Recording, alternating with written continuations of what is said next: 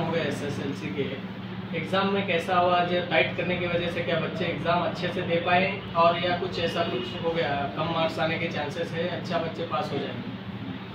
ಈ ವರ್ಷ ಕಲ್ಯಾಣ ಕರ್ನಾಟಕದ 7 ಜಿಲ್ಲೆಗಳಲ್ಲಿ ಅತ್ಯಂತ ಪಾರದರ್ಶಕವಾಗಿ ನಕಲು ಮುಕ್ತವಾಗಿ ಪರೀಕ್ಷೆಯನ್ನು ಹಮ್ಮಿಕೊಂಡಿದ್ದೀವಿ ಮತ್ತು ಇದರ ಯಶಸ್ಸು ನಮ್ಮ ಅಪರ ಆಯುಕ್ತರಾದಂಥ ಡಾಕ್ಟರ್ ಆಕಾಶ್ರವರಿಗೆ ಹೋಗಬೇಕು. ಅವರ ಮಾರ್ಗದರ್ಶನದಲ್ಲಿ 7 ಜಿಲ್ಲೆಗಳ ಉಪನಿರ್ದೇಶಕರು ಮತ್ತು ಕ್ಷೇತ್ರ ಶಿಕ್ಷಣಾಧಿಕಾರಿಗಳು ಹಾಗೂ ನಮ್ಮ ಎಲ್ಲ ಸಮಸ್ತ ಶಿಕ್ಷಕ ಬಂಧುಗಳು ಅವರ ಮಾರ್ಗದರ್ಶನ MD Musa MSNSS grill workshop Shivpur road Santosh gas के सामने।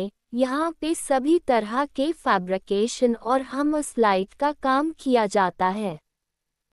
ದಂತೆ ಎಲ್ಲ ಕೇಂದ್ರಗಳಲ್ಲಿ ಪ್ರತಿ ಕೋಣೆಯಲ್ಲಿ CCTV ಕ್ಯಾಮೆರಾ ಅಳವಡಿಸಿ ವೆಬ್ಕಾಸ್ಟಿಂಗ್ ಮುಖಾಂತರ ಪರೀಕ್ಷೆಯನ್ನು ಪ್ರತಿ ತಾಲೂಕು ಕೇಂದ್ರಗಳಲ್ಲಿ ಎಲ್ಲ ಕೇಂದ್ರಗಳನ್ನು ನಿಗಾ ವಹಿಸೋದಕ್ಕೆ ಅದಕ್ಕೆ ಜವಾಬ್ದಾರಿ ಕೊಟ್ಟು ಪರೀಕ್ಷೆಯನ್ನು ಯಶಸ್ವಿಯಾಗಿ ಪರೀಕ್ಷೆ ಮುಗಿಸಿದ್ದೀವಿ.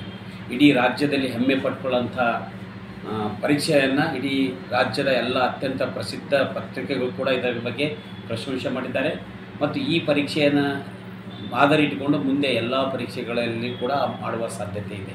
ಹೀಗಾಗಿ ಶಿಕ್ಷಕರು ಮತ್ತು ಮಕ್ಕಳು ತುಂಬ ಈ ಪರೀಕ್ಷೆಯ ವ್ಯವಸ್ಥೆಯನ್ನು ನೋಡಿ ಭಾಳ ತುಂಬ ಸಂತೋಷಪಟ್ಟಿದ್ದಾರೆ, ಖುಷಿಯಾಗಿದ್ದಾರೆ. ಯಾರು ಶ್ರಮಪಟ್ಟು ಓದಿದಾರೋ ಆ ಮಕ್ಕಳಿಗೆ ತುಂಬ ಹೆಮ್ಮೆ ಅನಿಸಿದೆ ಮತ್ತು ಭಾಳ ಸಂತೋಷದಿಂದ ಮಕ್ಕಳು ಪರೀಕ್ಷೆ ಬರೆದಿದ್ದಾರೆ, ಆತ್ಮವಿಶ್ವಾಸದಿಂದ ಪರೀಕ್ಷೆ ಬರೆದಿದ್ದಾರೆ.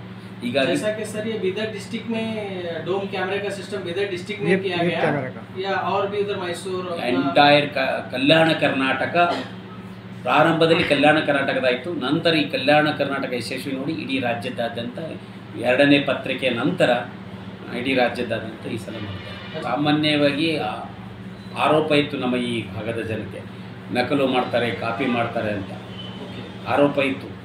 ಆ ಆರೋಪನ ಅಲ್ಲಗಳಿಲಿಕ್ಕೆ ನಾವು ಮಾಡಿದ್ದೀವಿ, ಸಾಧನೆ ತೋರಿಸಿದ್ದೀವಿ.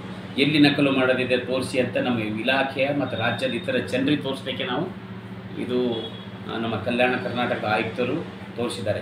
ಯಾರೂ ನಮಗೆ ಬಟ್ಟು ಮಾಡಿ ತೋರಿಸುವಂಥ ಅವಶ್ಯಕತೆ ಇಲ್ಲ. ಯಾವುದೇ ಕೇಂದ್ರದಲ್ಲಿ ಕೂಡ ನಮಗೇನು ದಾಖಲೆಗಳು ಸಿಗ್ತವೆ. ಕಾಪಿ ಮಾಡಿತ್ತು ಅದಕ್ಕೆ ಸುಮ್ಮನೆ ಅನವಶ್ಯಕವಾಗಿ ಆರೋಪ ನಾವು ನಮ್ಮ ಭಾಗದ जो आरोप लगे उसको क्लियरिफिकेशन करने के लिए ये किया गया। और एक चीज़ सर, यहाँ पे जो ये बीदर डिस्ट्रिक्ट में ऐसे बहुत सारे इलीगल स्कूल भी चल रहे हैं, उस पर क्या एक्शन लेंगे आप? जैसे कि बसो कल्याण तालुके में भी बहुत ज़्यादा है। ಅವು ಯಾವ आपका क्या कहना है? ನಾನು ಹೊಸದಾಗಿ ಬಂದಿದ್ದೀನಿ, ಈಗ ಒಂದು ತಂಡ ರಚನೆ ಮಾಡ್ತೀವಿ. ಆ ಥರ ಏನೂ ಇರಲ್ಲ. ಇತ್ತಂದರೆ ಅದನ್ನು ನೋಡಿ ಸೂಕ್ತವಾಗಿ ಇಲಾಖೆಗೆ ಮಾಡಬೇಕು.